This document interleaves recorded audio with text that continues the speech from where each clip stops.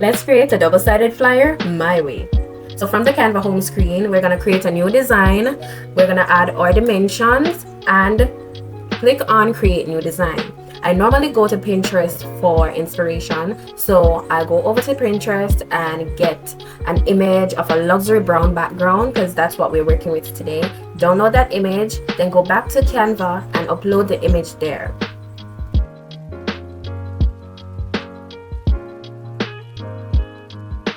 Once my image is uploaded, I select it and move it around, adjust it to my page as I like to. I normally change the background color to a color similar to the image that I'm working with for my background. Then I adjust it to fill the entire page. Now I turn down the transparency so that it blends a little bit more with the background color.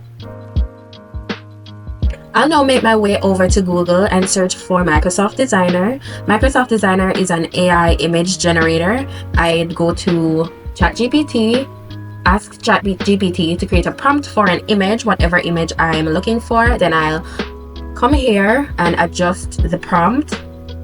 When I adjust the prompt, I can add or subtract whatever I want from the wording. If I want it, I'll let it stay. If I don't want it, I'll just delete it or add it. Then I choose the size of the image and generate. It normally takes some time to generate these images. It might not come out how you want it to come out, but you can generate multiple images multiple times. I'll download the image that I like and upload it in Canva.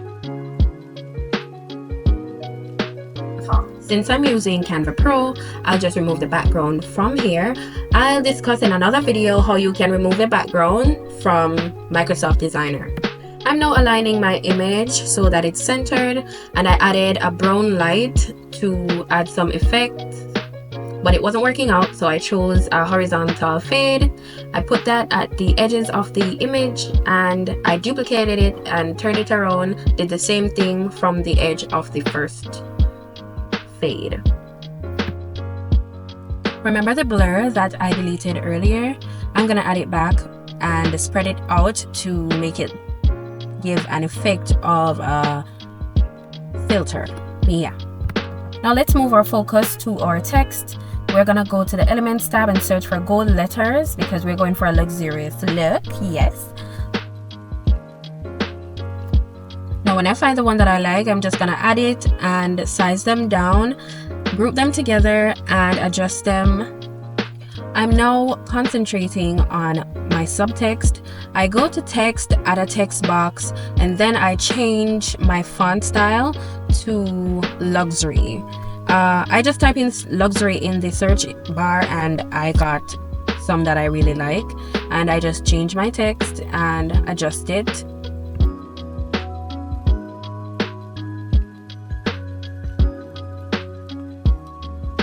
I'll now align my text and change the color.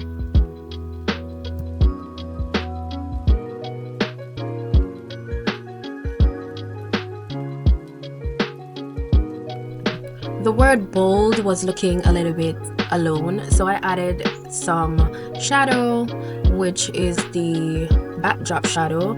Now you have to add it to all of the letters one by one because this font was not a pre-made text, right? It was an element. Now for the looks, I'm going to realign the word looks, and here's how you create a text box. I search for luxury gold in Elements, and I'm gonna resize it to a rectangular shape. Make sure it's aligned. And I'm gonna go to Elements, click on Shapes, add a square shape and adjust it so that it's smaller than the background image. Now this is gonna give the illusion of an outline. We're gonna change the color of the interior square. Now it looks like an outline. It looks like a text box that you can add text to. So now we're gonna add actual text. So we go to text, click add a text box, and change our wording. We can change the font style also, and you can scale it up and down so it's bigger or smaller, whichever you prefer. But for me, I like when it's more on the bigger side. Now if you remember the blur element that we stretched out to look like an effect, I'm gonna change the color. So I change the color to a darker color. I just feel this color more. This is a better color.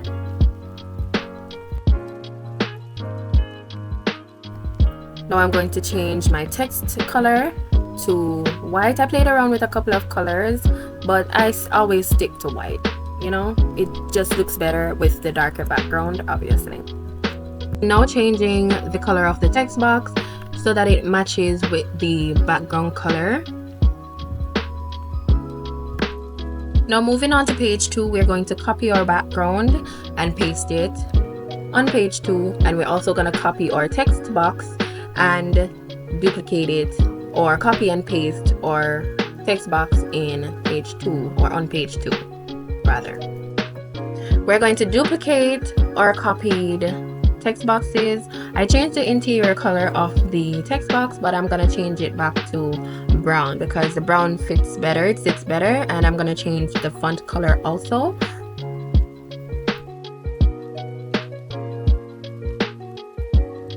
Now to make it a little bit more appealing, I'm gonna add a fake QR code. So in the elements tab, I typed in QR code, and I'm gonna add a background to the QR code, adjust it, and place the QR code on top of the background and adjust it. I keep on playing with the colors, but I always end up with the color that I started with, or it's either black or white for me. So I think I'm gonna add some text here, or shop now, scan the code to shop. Yes, so let me add shop now in text and space the letters out. So I'm gonna align and center, make sure it's centered. It's already centered. Now I'm gonna go to spacing and space my letters out so that it fits underneath the QR code perfectly. Now there's nothing simple about luxury, so I'm gonna go back to Pinterest and get some luxury nails and add that image to my design. So I'm gonna upload the image, remove the background, and adjust it so that it fits. Turn down the transparency, and it's gonna glow. I know, like, just watch. For my model here in the background, I deleted her, and I'm just gonna upload a different image because I like this one better. And I am gonna send the image backwards so it's behind the text boxes and the QR code. It doesn't block anything, and turn the transparency down.